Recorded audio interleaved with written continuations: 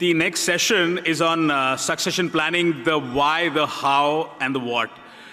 When we were planning this session, this entire conference, I think this was something that we thought that most of us don't have a large clue about, and we sort of wanted this session to happen. Before we invite the speaker, I would love to invite the moderator, Gajendra Kothari, who's the MD and CEO of Etica Wealth. He has over 15 years of experience in Indian and overseas capital markets. He's a CFA, CAIA, and ICFA. He has been a great supporter of the society, has done various roles, have volunteered for a long time. He held significant positions in UTI Mutual Fund before this in India and in London. Without much delay, Gajendra Bhai, please, if you can come. Thank you, Kunal. So, good afternoon, friends. I have great pleasure in introducing the speaker for the next session, Ms. Bijal Ajinkya. She's going to talk on a very important topic, which is succession planning, the why, the how, and the what. So, just to give a brief introduction about her, Bijal Ajinkya is a partner in the direct tax, private client, and investment funds practice groups in the Mumbai office. She has over 24 years of experience in this field, and that's why it's very unfair for me to kind of, put all this out in next 24 seconds. I have a long resume of her here. So she specializes in international tax, inbound and outbound investment structuring, SPAC transactions, M&A, tax insurance, complex tax issues like GAR, NP, etc. But for this session, as a private client practitioner, Bijal advises on succession planning, asset protection, and cross-border inheritance tax, helping family businesses create frameworks for wealth and leadership succession. Bijal has pioneered tax structures for investment funds and has been recognized by IFA India for her contributions. But the most notable point of her entire resume, which I see here, is she's the first Indian lawyer admitted as an international fellow to ACTAC, and actively participates in consultations with the Indian government on tax policies. And she was ranked as leader tax champion by Legal Era and one of Asia's top 15 female lawyers by Asian Legal Business in 2021. So ladies and gentlemen, please join hands in welcoming Ms. Bijal Ajinkya. And once again, she'll be talking on succession planning, the why, how, and what. She has a short presentation on this topic, followed by Q&A. Thank you. Thank you so much. Good afternoon to everyone. And I must thank CFA Institute for inviting me for this very, very relevant topic on succession planning. How do you really go about it? How do you really broach this topic? I think I have a lot of performance pressure, given the fact I'm speaking after Hemendra Bhai and Ashish. And the worst part is that all of you all are awake, given the fact that you all have just had tea. So I'm going to try my best and really talk about this very, very exciting topic on how do you really broach it. And I would say that you all are the most important touch points with any family business. And to that extent, it is, I would say, in a way, your responsibility to actually help them not only grow their wealth, but also to look at the preservation structures. So what we have really seen, especially in India today, with the growth of the economy as well as wealth amongst families and family owners, we are seeing a number of families looking at succession planning, asset protection, as well as just cross-border wealth creation and inheritance tax planning. Very interestingly, this was a topic which was so sacred and delicate to really talk about, in families, especially up to maybe, 15 years ago. We would always talk that, when we would meet a family, we would never say that, when you die, because they would look at you as as a bad omen, and perhaps that was the last time they would ever really meet you. And that's not what we want as advisors, right? And it's interesting to really see that this is a topic which has really opened up amongst families. They actually broach this with much more maturity. And it's really the younger generations who actually push the older generations that we do not really want family disputes. We just want to have settlement and create structures which do assist us in preserving and growing our wealth. Very interesting, and I really love the theme of the conference, which is from disruption to transformation. And I would say family wealth, perhaps in the 90s, the early 2000s, was literally disrupted and destroyed because of family disputes. You always had promoters say that I don't really care what happens after me. I don't want to really control from the graveyard. But now you see people really looking at wealth succession, and not just wealth succession, but also leadership succession of organizations as well as management succession.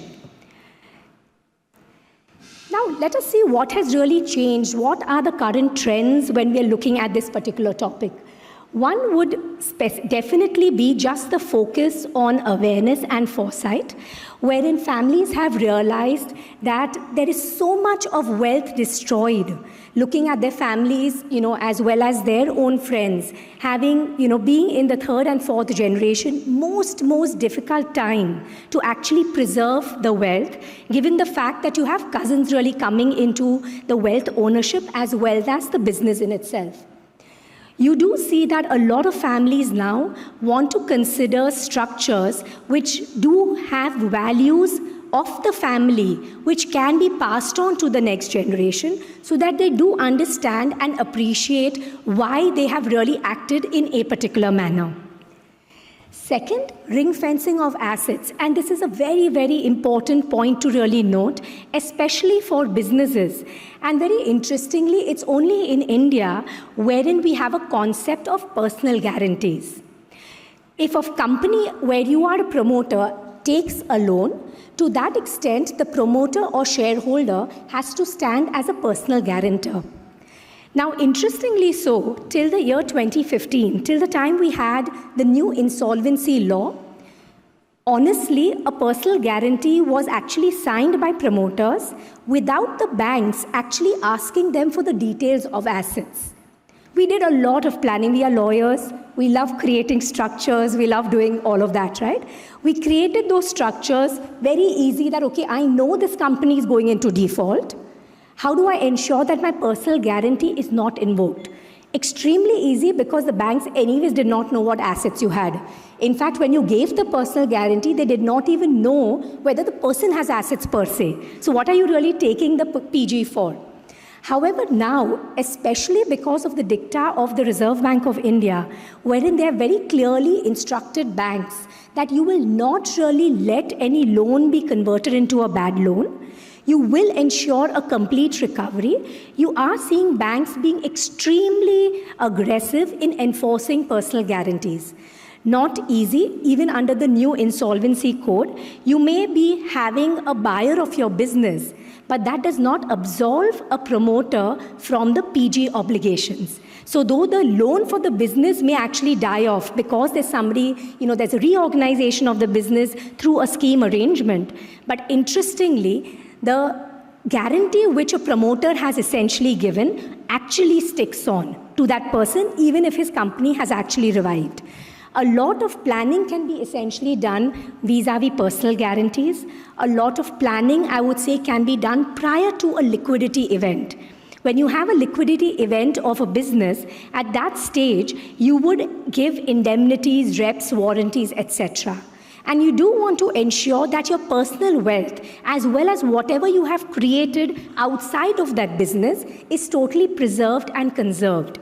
And to that extent, a lot of planning can be done, especially when you're looking at a liquidity event, or for that matter, if the company is going in for an IPO, that's the best time to really do a cleanup of your structures, of your wealth, to ensure that there is absolute protection, which is really available. Then, of course, preparing for the inevitable, which is estate duty, perhaps 2.0. All of you all will be aware that India did have an estate duty till the year 1985, at which point in time the rate of estate duty was an 85%.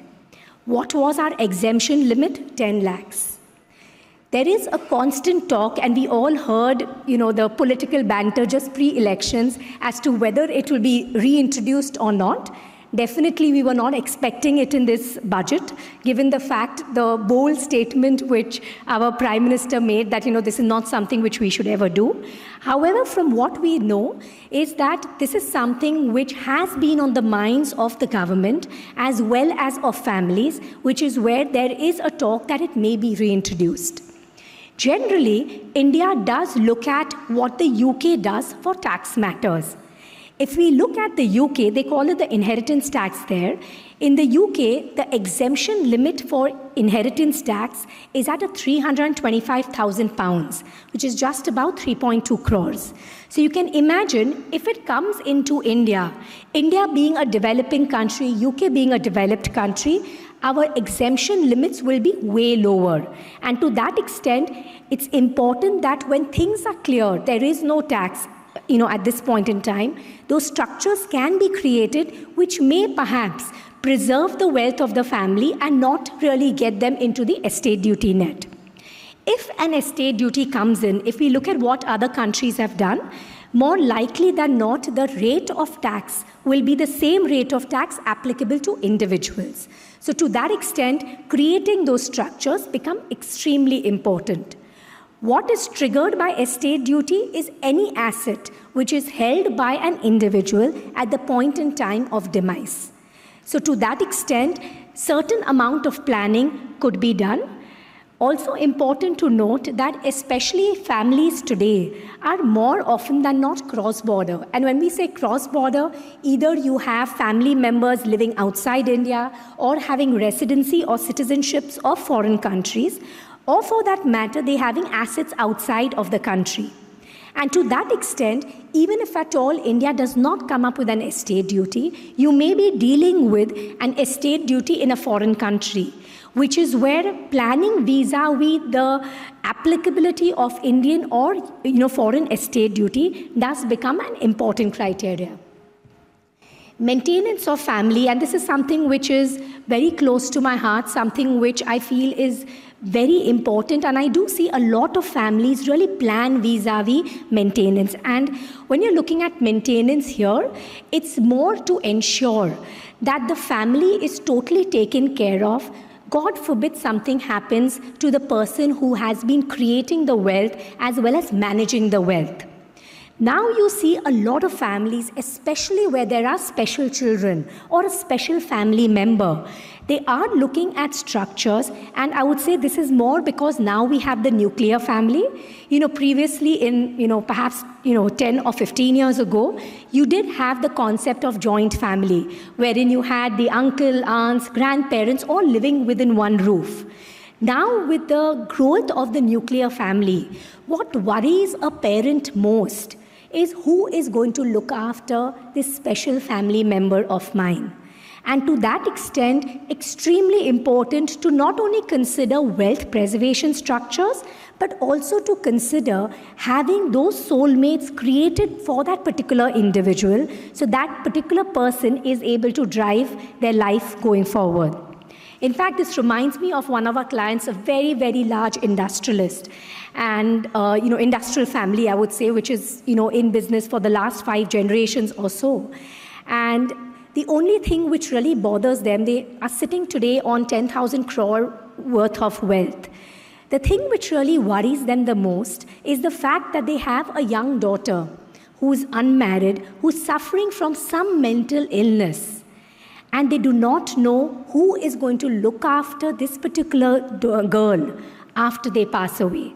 Parents are in their late 70s, so you can imagine that particular fear. Only child, so there is no other sibling who's really going to be able to step up. Living in a nuclear family, so it's not that you have cousins or uncles or aunts who are going to take charge of that particular situation. So you have the wealth, but you don't really have that family which can actually take care of an individual. We see a lot of families being proactive and actually planning vis-a-vis such situations. The next I would say the amount of foreign residencies, foreign citizenships. Of course, we'll not talk about the ones which have been taken for regulatory, reasons, why you really take a St. Nevis citizenship. But you do see a lot of golden visas out of Dubai. You do see a lot of people looking at, a Grenada's residency, which converts into citizenship, Portugal, Malta, etc.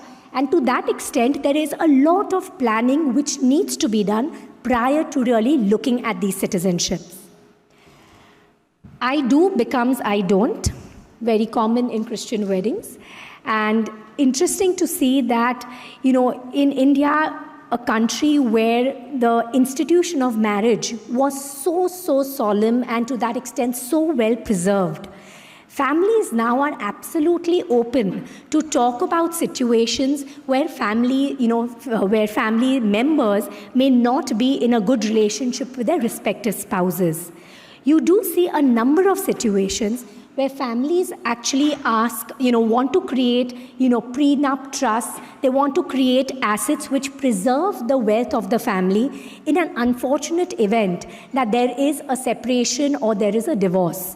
And these are conversations which actually families just come to us. They would have never done it, some years ago. But this is something which a lot of families feel that even if everything is going fine, let us create those structures so that we are not really looking at the family wealth being evaded or avoided in situations of a bad marriage. A lot of families are now looking at varied asset classes. So you look at very commonly, what used to be real estate and gold as the favorite asset class in India is now very quickly moving to other high-end assets like watches, art, aircrafts, yachts, etc. A lot of planning needs to be done for the acquisition of such assets, and you do see families spending time on these asset classes too. The last, I would say, definitely not the least, very interesting, which is just legacy and softer aspects. You do see a lot of families who genuinely believe that the values which we came up with, which we were brought up with, the values which grew our business to this particular level must be passed on to the next generation. It is a known fact that by the time the business comes into the third or the fourth generation, so when businesses start, you would see almost 95% of the top businesses being businesses which are family business at the first generation level. By the time the third generation really steps in, not more than 12% survive. Why is it? It's more from the perspective that you have cousins coming in. There are times when roles are not very clearly defined. And we would remember Hemendra Bhai talking about as to how it's important to have role clarity when you're looking at, siblings working together. And to that extent, very, very interesting to see that how, when you're moving on generations, you do need to have the values which brought you together, the values which are going to sustain you together to actually be cast in stone. And that is something where we see a lot of families really look at creating family charters, which does have their vision, and we'll talk about that in the preceding slides.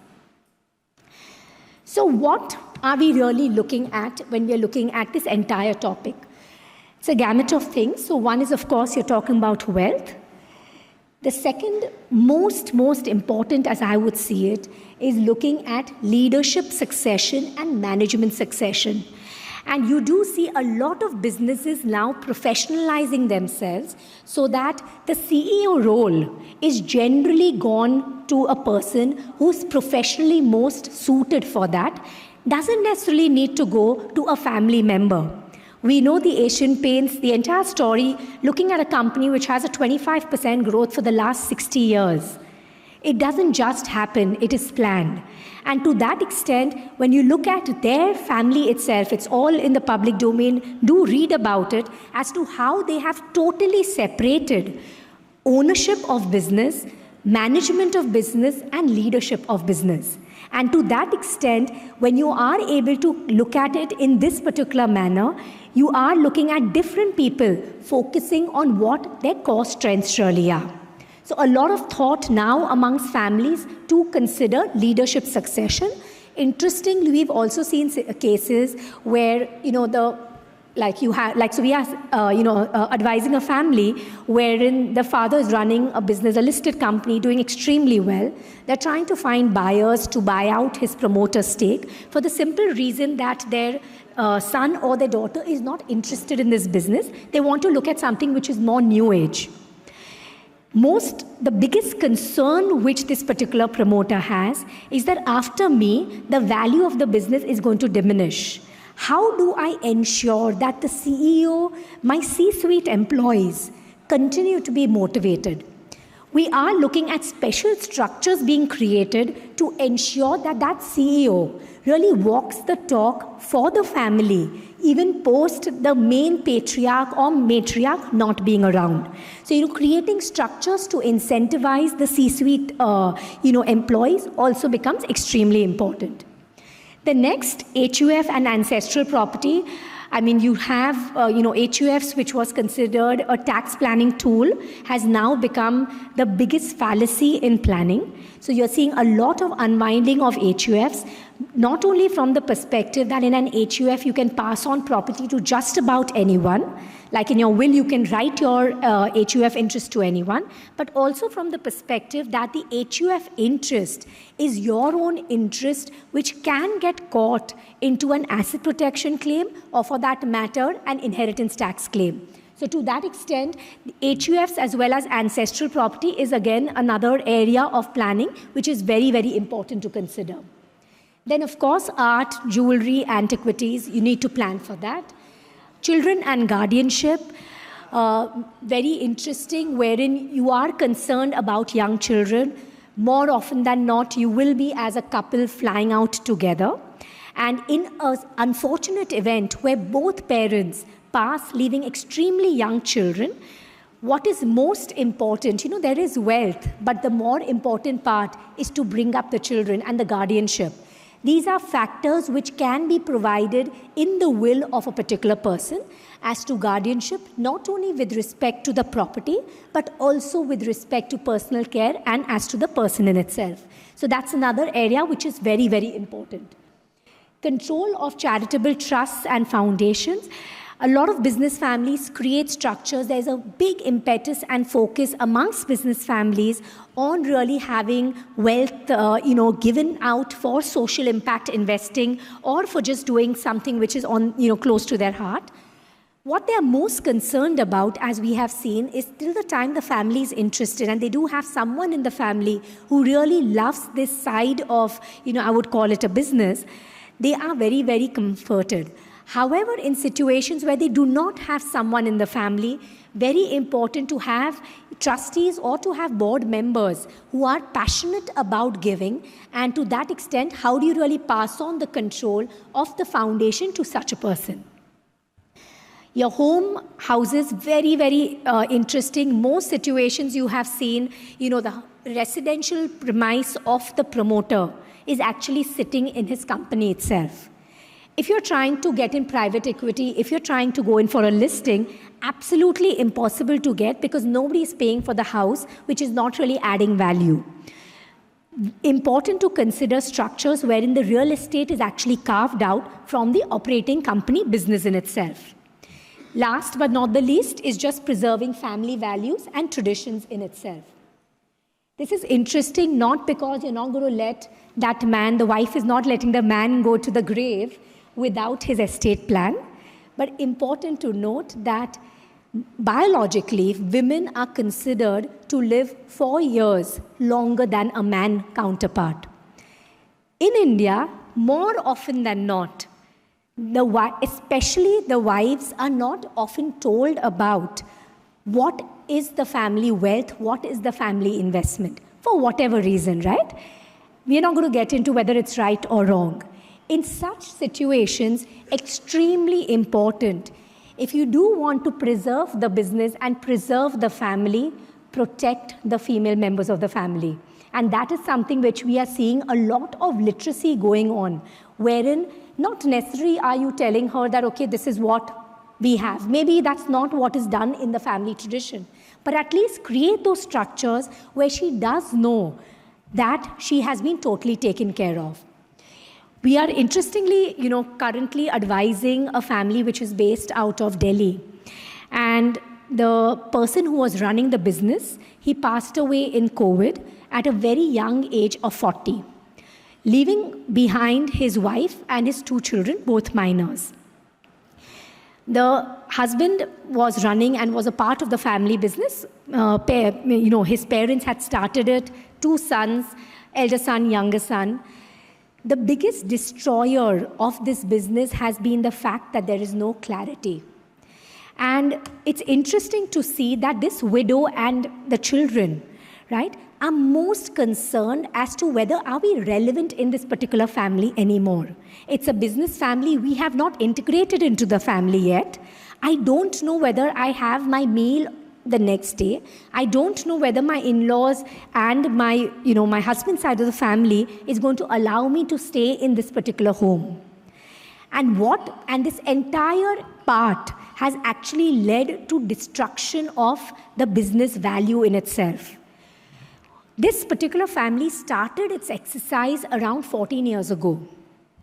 Lot of advisors they got thoroughly confused, because with every passing advisor, you do need to showcase that what you really know, right? So as a result, so many ideas, they were absolutely confused. And that inertia to really start any sort of a plan, that has led them to a situation, having spent so much money on getting advisors to advise you, you've led into a situation wherein there has been a premature death, as a result of which the business value has diminished greatly. So you've lost your family and now you're losing your business too. So important to consider structures that don't really have all your wealth cast into the business itself. Create structures outside of the business, whether it's in terms of a family office, and a family office is nothing but a pot of money. You may make it more glamorous by having professionals run it, etc., but not necessarily every family really requires that. But that is something which is extremely important. How do you really start with? And this is something which I think will be very useful for all of you. And the first important point, and I think it's useful more because as wealth, I would call you all the wealth creators for these families, because you all are managing their wealth. Very important for you all also to consider, to create that stickiness with the client. And to create stickiness, they do need to know that there is something which this particular advisor is concerned about for the family, and is concerned about how the family is going to deal with the wealth in itself. The first point to consider is, what are your objectives? What is it as an individual family member which gives you sleepless nights? Is it the care of your spouse? Is it the care of a special, family member? Is it young children? Is it a situation where you're concerned about the business in itself? You're concerned about asset protection? What are you really concerned about? Lay those objectives, and those objectives could be just about anything. There's never a stupid objective. Once those objectives are really set, you need to select who's going to really help you in actually creating those particular plans. Next, very important to consider an open communication with family members. Often you see cases where you will just have 1 or 2 people from a family, which may be a 10 or a 15 member family, come to you and try to do a plan. You've not really understood the concerns of the remaining family members. When you have situations where the concerns of other family members are not understood, that is going to be the fallacy of the planning, because they will really be the destroyers of the wealth. Important to consider open communication as to what do I really want? What is it that I really want? And once you really understand from that client or the business owner, you are able to integrate that particular objective into the planning in itself. Next, I would say, is really adopt what is suitable. Not every family really requires a will, a trust, a shareholders agreement, a charter, and just about everything, right? What every family or every individual definitely requires is a will in itself, right? However, what is available is important for us to let the client know. So give him the menu card and let them know what is appropriate for them. Because not, one size fits all. Every family is different. Their values are different. What really, what their objectives are may also be different. Next, very, very important is implement the plan. So you will see situations where they will just take ages. I told you about the Delhi family. They've taken 14 years. They did nothing till the time. And now they've done the planning, but you already have a dispute in place. When you're looking at implementing the plan, also important to have a periodic review of the plan in itself. So review the plan on every milestone. So the birth of a family member, the demise of a family member, the marriage, the divorce, the sale of a business, and so on and so forth. What you really look at, a lot of laws which come into place, into effect. One is, of course, the tax laws, the trust laws, personal succession laws. Important to note that in India, succession of wealth goes by the personal law which you are born to or which you are following. So to that extent, it is not one law which applies to the entire country. And to that extent, you do need to look at what the personal law is in a situation you don't want to really create a will. Securities law, if at all we have listed companies, you have NBFCs, as if the client has an NBFC in its portfolio, you do need to look at the securities law, the NBFC laws, when you're creating any sort of a structure. Next is asset disclosure and reporting. Very few, families would be aware that, if there is an asset outside of India, like let's assume somebody has invested under the LRS regime. You've opened a bank account in Singapore. You cannot have the spouse be a joint holder. It is not allowed under the RBI regulations. More often than not, people don't know about this. Or for that matter, in Singapore, a bank account cannot have a nominee. So if at all a person passes, then in that situation, you do need to have the will probated in Singapore before those assets can actually move to the heirs. So important to consider what are the disclosures and the reporting required. Next is insolvency law. Litigation, of course, families don't want to deal with it. And one thing which I must tell you, any family litigation is a lawyer's delight because for sure it doesn't get settled for at least 30, 40 years. And it just goes on, and the only way it can actually be settled is actually by coming up with a reconciliation, which because of anger, because of ego being so high, families don't want to sit on the table and just settle matters. Moving on, how do you really undertake it? I would say there are short-term goals, medium-term goals, as well as long-term goals. Short-term goals would generally be a will for sure. If the assets are, if the children are young, or if at all, you do have assets where you want to secure against, insolvency, you want to, preserve the assets against inheritance tax or cross-border taxes, then to that extent, a trust is also considered a short-term goal. Medium-term goal would be shareholders' agreement. Let us assume the patriarch wants that between his two children, the shares of the promoter holding go to each of them in equal proportion. What you do want to ensure that one child does not go and sell that business off to a third party without offering it to the sibling. Because once you sell it off, you've diluted the family control. So to that extent, you could have a shareholders agreement tying in both the children to essentially say that if you want to sell, the first person you should offer that particular shares to is your sibling itself. Only if the sibling is not wanting to buy it, do you go out and offer it to the, to a private equity player or to the public. Lifetime gifts. At times, lifetime gifts work extremely well, especially for an asset class like real estate, especially given the fact that, putting an asset like real estate into a trust often gets saddled with heavy stamp duties. So to that extent, you may want to look at gifting it amongst family members if you're concerned about asset protection or you're concerned about inheritance tax applicability. Moving on long term, and I would say this is for families who are really wanting to preserve family values. And the way we look at it is that family values is like a time capsule. It really preserves the family, keeps them together for generations together. So just writing the values down can be considered by way of a family charter. And then, of course, just the family office, wherein you are seeing a lot of monetizations, liquidity events, and family offices being created.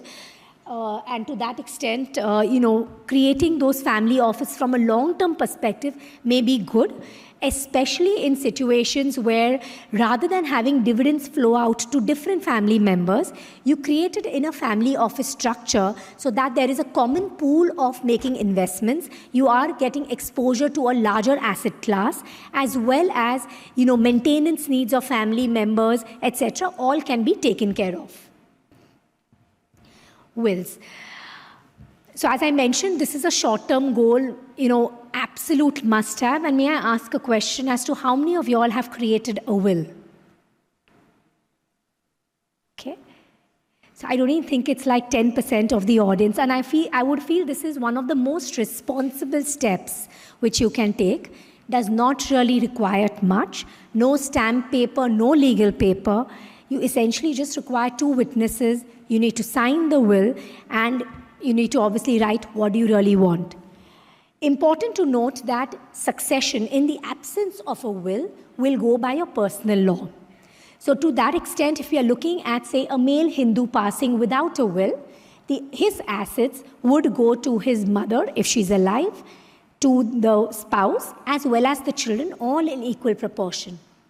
Now, this could lead to a situation where an asset totally gets dispersed amongst family members. And to that extent, it may be best avoided, especially in situations where certain members of the family may not really be requiring those assets, or they may not be the best managers of that asset.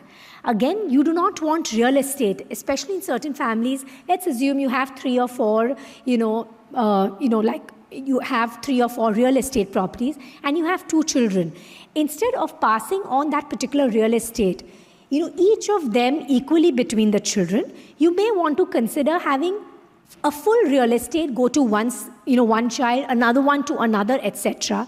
Because cohabiting in the same home may not be something which you have really considered, and maybe that's not something which you really impose upon the family. If that is the value which the family wants, then not an issue at all.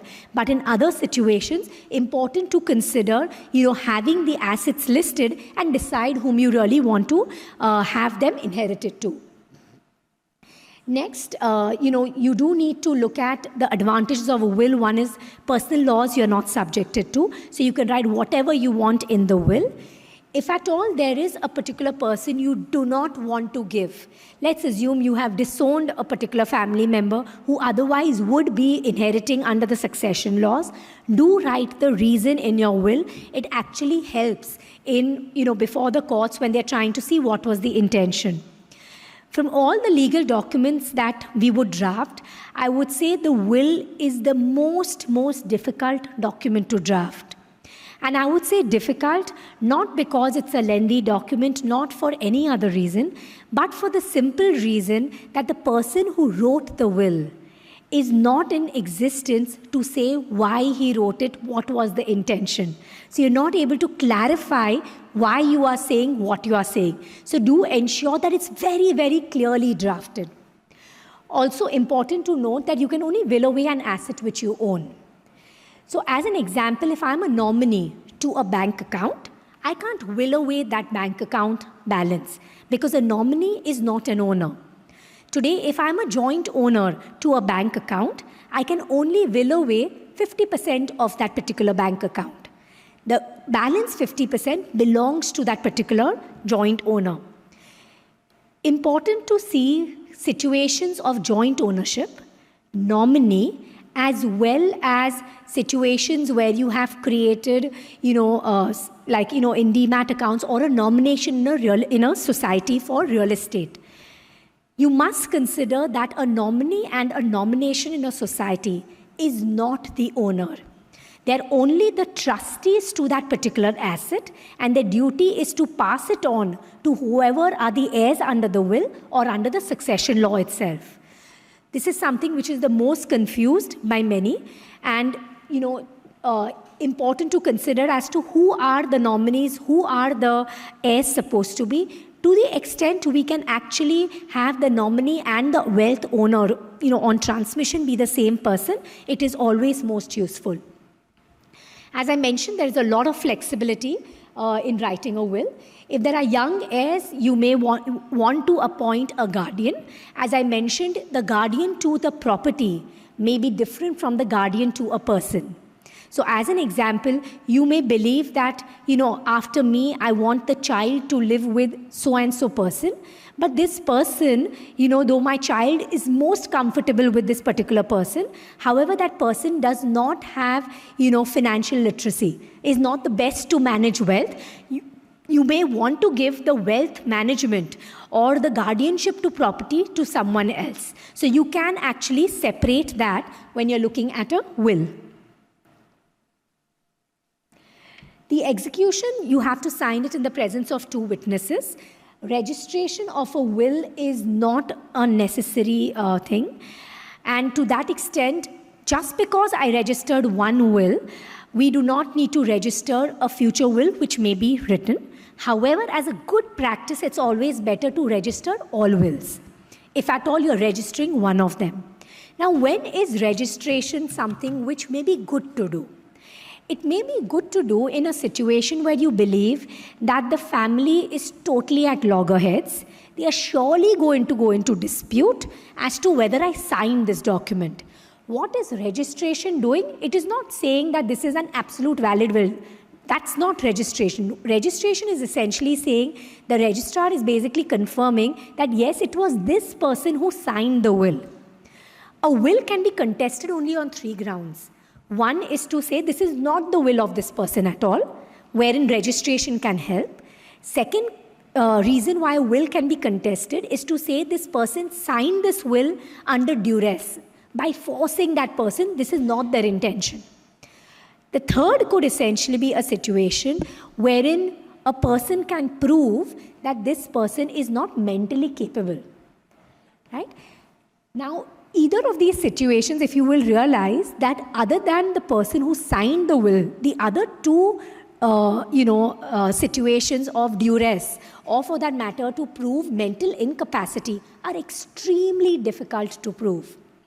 You may attach a doctor's certificate, but always remember, does the doctor really undertake an examination, especially in India? Like, in the US and UK, if you attach a doctor's certificate to your will, the doctor will actually make you go through all those tests to prove capacity. Here what we do, we go to the general practitioner, who is our family doctor, and we will get their certificate. If somebody wants to contest it, extremely easy to do, because you will say that this person himself does not have the, knowledge, or they've not undertaken any tests, or show me the test results. So to that extent, registration is good if you feel that the heirs are going to question your signing itself. Now what a lot of families have moved to, rather than registration, they are looking at videography. Remember, videography is not on your iPhone. That is not a valid evidence under the Information Technology Act. You do need to have like a proper camera.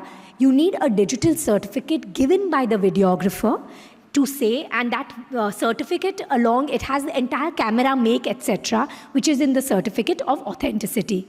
So that's another area where you see families, especially if they feel this may be contested, they do look at a videography as well as a medical certificate. A probate is a certification from the court after which you can execute the will. So if there is property in Mumbai, Calcutta, or Chennai, or a person is living in any of these 3 countries, these 3 cities, a probate is mandatory. You will see a lot of residential societies actually just transfer that particular, share certificate, to a person who approaches them. But do note that whenever you want to sell it, any buyer of property will go to the land registry to see whether the seller's name is on the record. If the seller's name is not there and it is in the name of the deceased, and the name you can only change once you have your probate, then in that situation, it could lead to a situation where you want to sell, but you're missing the bus because of a probate timeline of almost a year or so. Living will is something which has become a very, very popular tool in India. A lot of talk about it. I would say it's the machinery has not been laid out well yet. What is a living will? A living will is, and this is something which has come out, so there is no law on it. It's only the Supreme Court law, and there's a judgment on this, which basically says that today every human has a right to die with dignity. And to that extent, if it is my wish that I am not put on a respirator, or if you put me on a respirator, I want you to, after X number of days, switch it off and let me just die peacefully. It is that person's prerogative. So a living will is essentially giving direction to a particular person to say that go to this person, he is the person or she is the person who will take the decision on my medical situation. And you will, of course, write whatever are your thoughts on what you think about life support, etc., in that particular living will. The reason why it has not, and most of you would have read, there's a judge in, a lawyer in Goa who's actually written the first or registered the first living will in Goa. I don't know whether you all read it in the news 2 months ago. Created a lot of noise, very interesting. But where the problem is that today, the machinery at the hospitals has not been set. Because today when a doctor is healing someone, they're really healing with the power which is above them, right? When you see that RX written on your prescription. And to that extent, for a doctor to say that I have given up, there is no hope left. It is somewhere totally against to the Hippocratic oath which they've taken, wherein you believe that there are miracles which can happen. What we have noticed that hospitals are not able to set up the panel which has to certify that yes, this person needs to go, you can switch off that. So what the Supreme Court directive says that to implement a living will, you need to have the team in the hospital certify that we can give effect to this. And nobody is really willing to do that. So though we can have that piece of paper with the hope that this implementation will essentially be done at some point in time. As I mentioned, it's a simple document. Simple, I would say simple in the sense it does not need to be pages long. It does not read as legal as generally a contract would read. But do ensure that it is very clearly laid out what you really want to write. And the two witnesses generally do choose people who are younger than you because, to that extent, biologically you will generally expect a younger person to survive longer, and they would be the ones who would have to attest in a situation where there is a will being challenged. If there is an NRI in the family, one is you must note that the succession laws in different countries are different. So as an example, if someone has real estate in Dubai, you would look at the Sharia law being applicable there. If you don't want the Sharia law applicable, you do need to make a DIFC will or an Abu Dhabi will for it not to be applicable. So investing in property is one thing, but do ensure that you are looking at the law. If you do not want that law to apply, create a will so that you are outside of that law. So like as an example, in the UK, if there is property held, say, in a lady's name, on her demise, it automatically gets transferred to her spouse. Though under Indian law, it would go to the spouse and her children all in equal proportion. So there is a mismatch and a conflict of law. So to that extent, if there is a will created for that particular country, you are able to streamline a lot of it. Though it is not necessary to have separate wills for each country, it is always better from an administration perspective. An executor is required to be physically present in India because he would need to go to the court and certify the entire documents. So, like even though a person may write a will outside of India, try and choose an executor, either if he is outside India, he's willing to come to India, or in the alternate, somebody who's based here itself. Second, very simple form of really doing any sort of succession planning is to create trusts. And generally what we would suggest is to have separate trusts for business assets and separate trusts for personal assets. The reason really being that a business asset is generally prone to liability.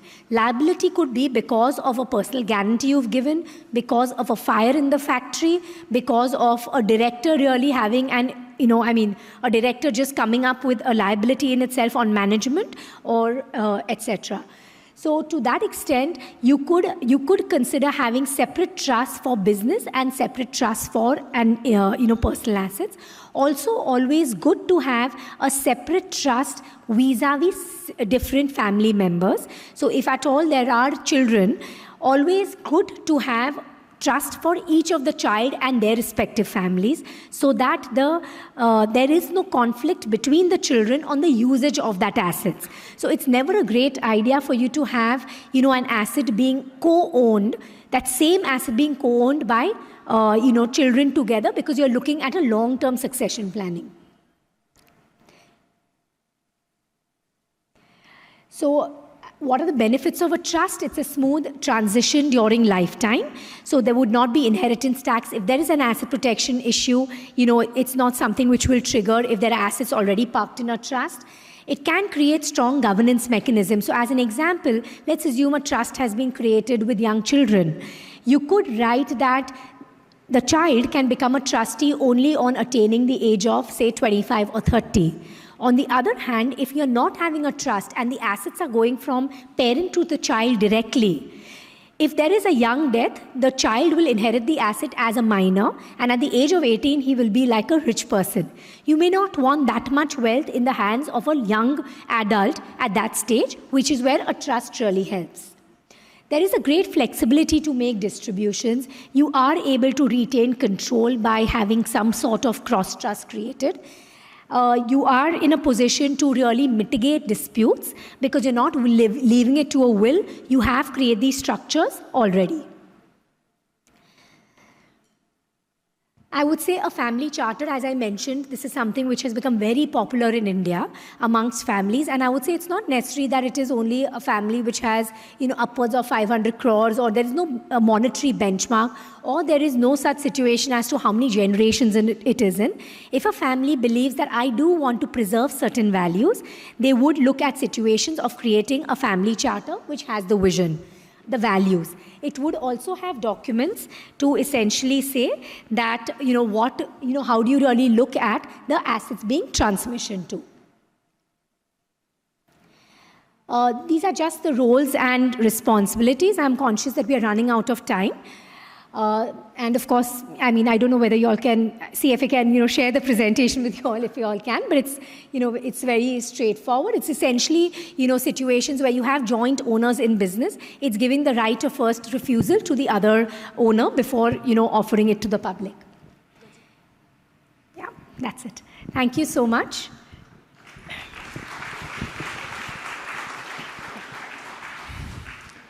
Thank you so much, Bijal, for that wonderful presentation. I think would request CFA Society, I think 40 minutes is not sufficient for this kind of a very important topic. We need actually a full day workshop for the members of the society, and perhaps we'll engage again with you. Guys, we don't have time for questions. We've really run out of time. So I think you'll be around to take some questions offline. So, but again, I think you have thrown open a lot of areas. And one thing I've realized that as wealth managers, this is beyond our syllabus, This is something very technical. And the other learning which I have, if you don't have a will, you have problems. But if you have will, you have more problems. Because you have to really kind of, go into the specifics that it should be proper and shouldn't be contested later. Otherwise, the whole purpose is not served. We often say when there is a will, there is a way for... When there is a will, there is a way for your heirs to contest. Absolutely. So with that, we'll just stop it here. She'll be around, so you can kind of speak to her later in the break. So thank you so much, Bijal, once again.